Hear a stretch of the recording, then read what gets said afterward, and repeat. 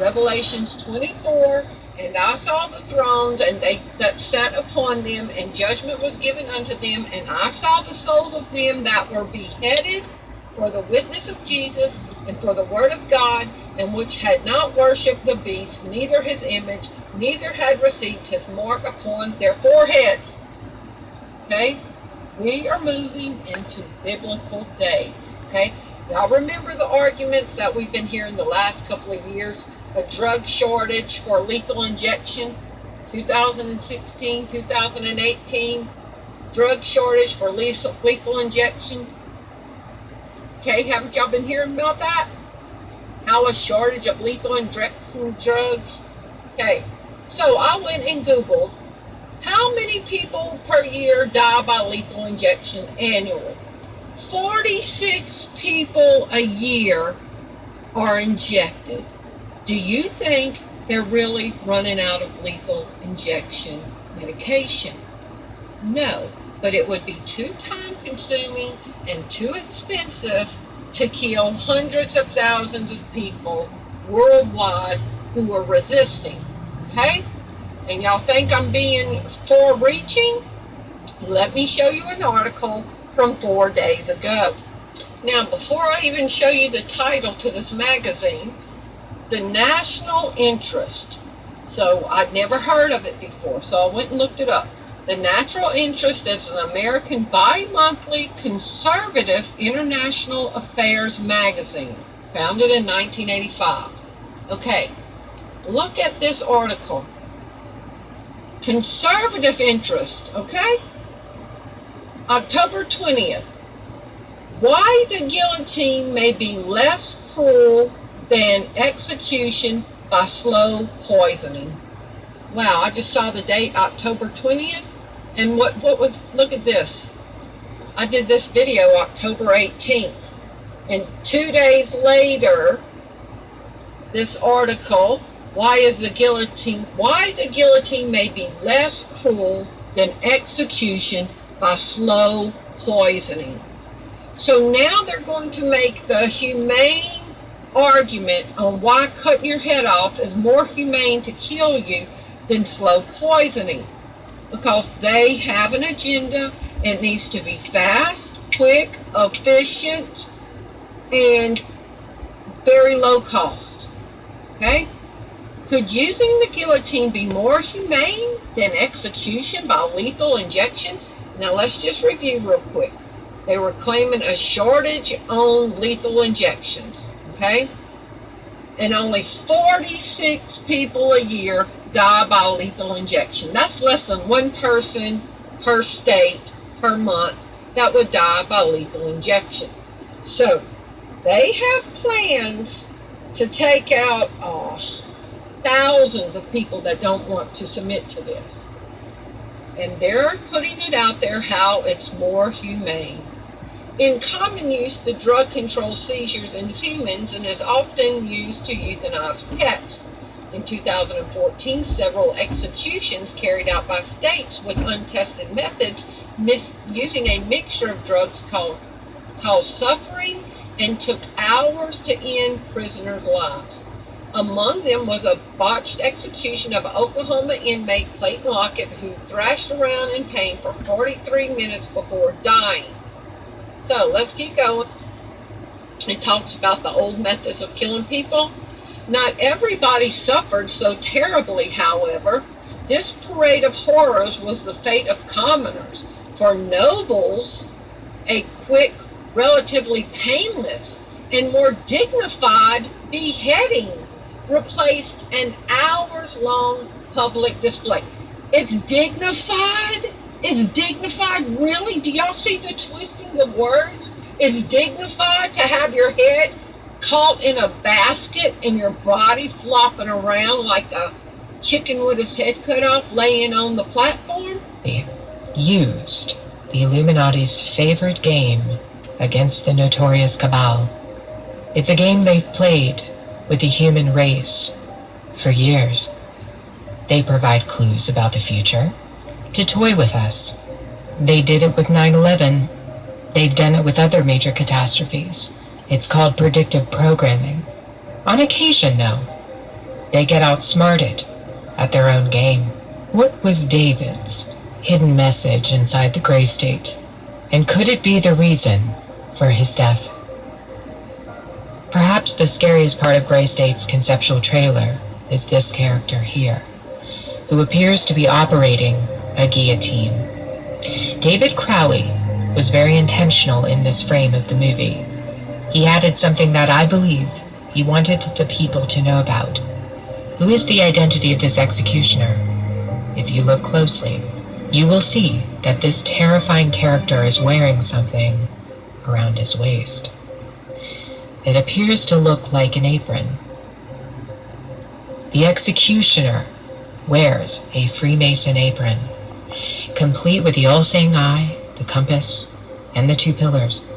I do believe David Crowley is trying to tell us something.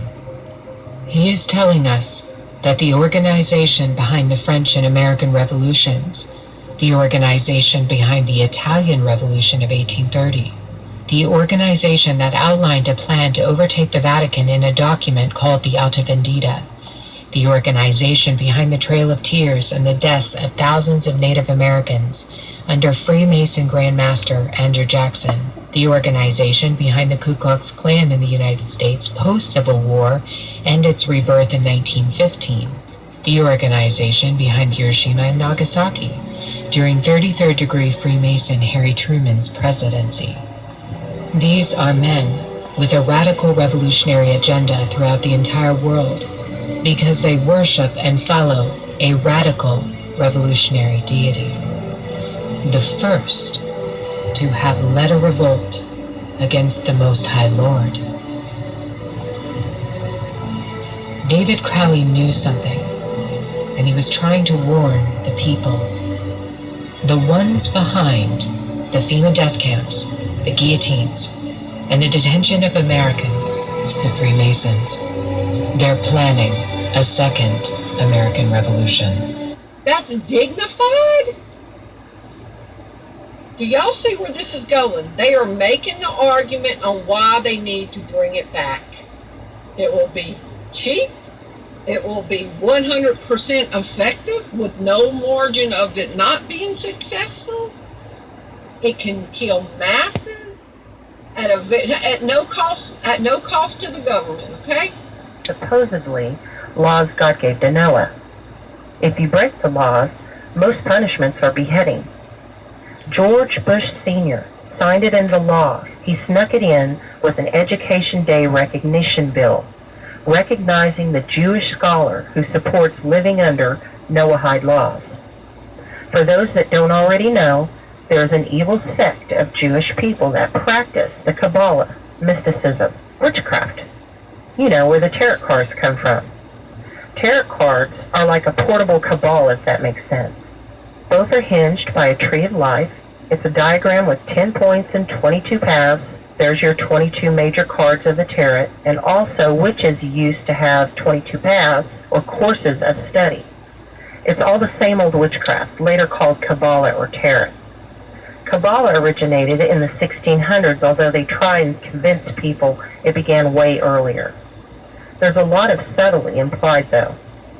In their rise to position, there's a bunch of ritualistic junk, and then they choose to be a goat instead of a sheep.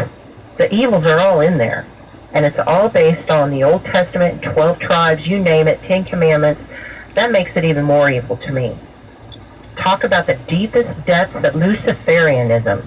And on the JewishScholars.org website, it talks about peace and love and how they want to implement the Noahide laws into the education systems and charities through the United Nations.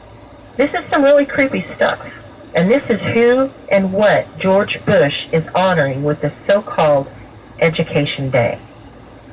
U.S. President George W. Bush discusses roadmap to world peace based on 7 universal Ben Noah laws. You can look that up.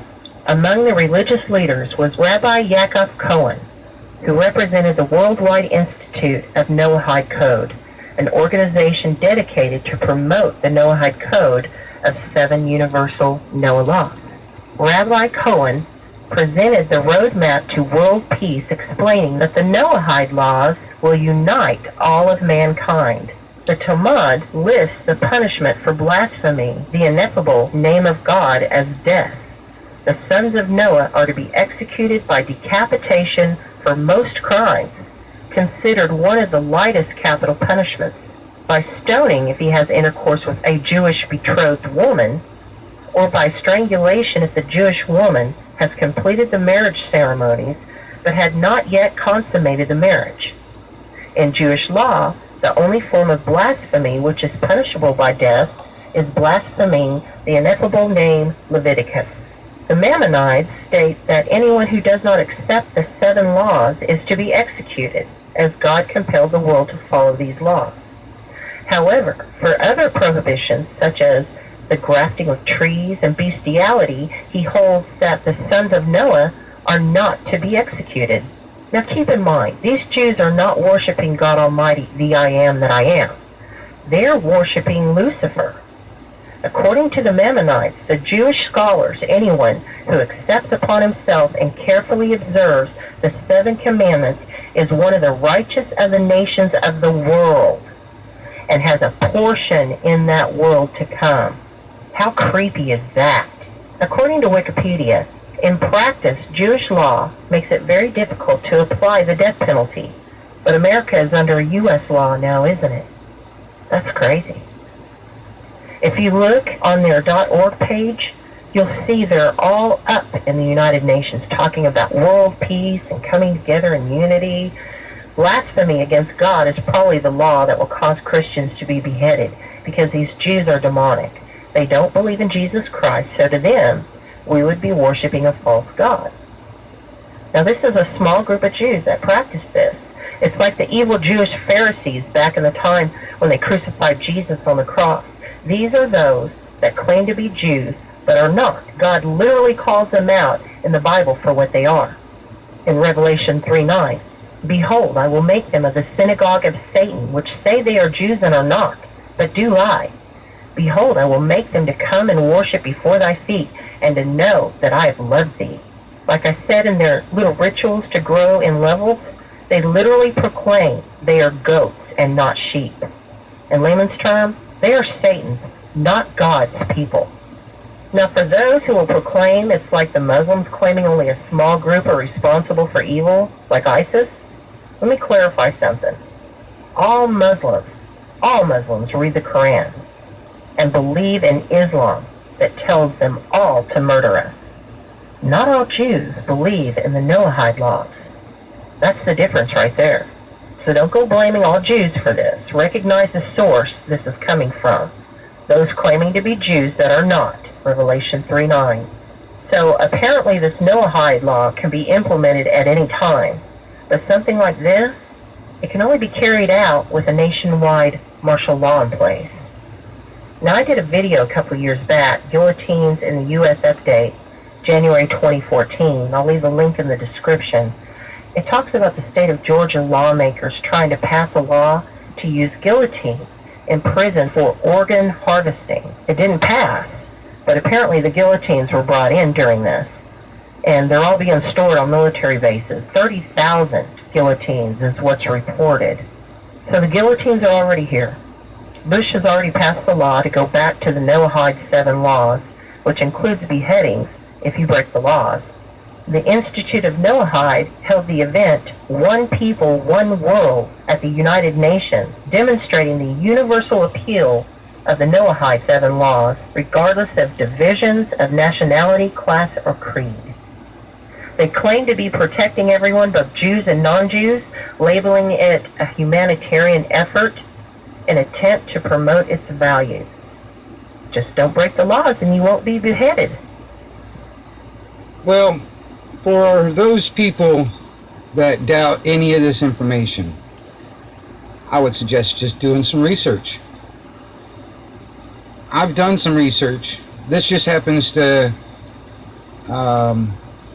articulate it better than I can. So that's why a lot of times, man, I mirror other people's research, but I also do the research on their research to verify it. And yeah, FEMA has bought thousands of guillotines, and when President Trump announced a national emergency, basically right after that, he gave complete authority and control to FEMA. You can look that up too. People, you need to wake up. You need to do your own research. You need to actually sit down and look for the truth. The truth will set you free. But I'm going to tell you something, man. Truth is not what you want it to be. Truth is what it is. And you have to bend to its will, or you are living a lie.